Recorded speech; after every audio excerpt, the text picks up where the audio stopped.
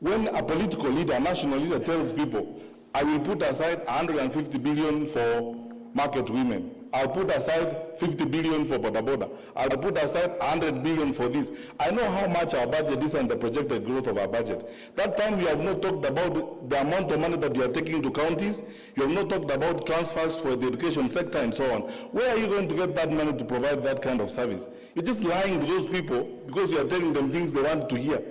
And because they won't ask you questions, you just get along with it. You know, when you keep saying there's deep state, who is that? And the people are using that phrase and complaining are members of the National Security Council. They hold public offices. They tell you they are powerful people. So who is that?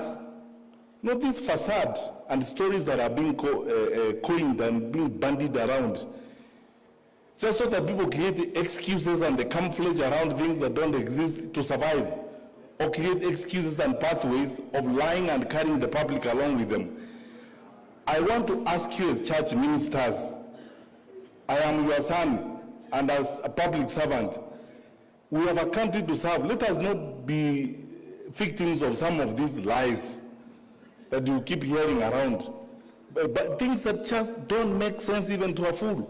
How would you tell people? Yeah.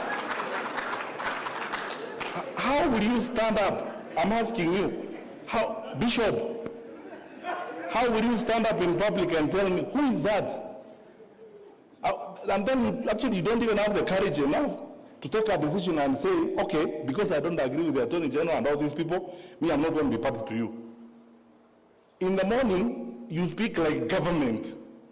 In the afternoon, you speak like opposition. The artists, the political artists, who want to avoid that conversation, they come up with all manner of excuses. Oh, there are people who hate me called deep state, and you sit with them daily. So when do they become deep? When they are with you or they are not with you? This story of you must look for a way of creating some level of sympathy so that people can sympathize with you, that you are an underdog. So you create some phantom, some fictitious devils that are existent somewhere that are against you. And these devils are not described. So you use some communist type language and call them deep state. And say, you know, these people, they may be having the state, but we have God. God is for all of us. You can't have God yourself. People are running around here who have held public responsibilities. They are not accounting for what they did when they were holding those public responsibilities. You are the religious leaders. The story of talents in the New Testament. What did you do with the ones I gave you first before you come for more?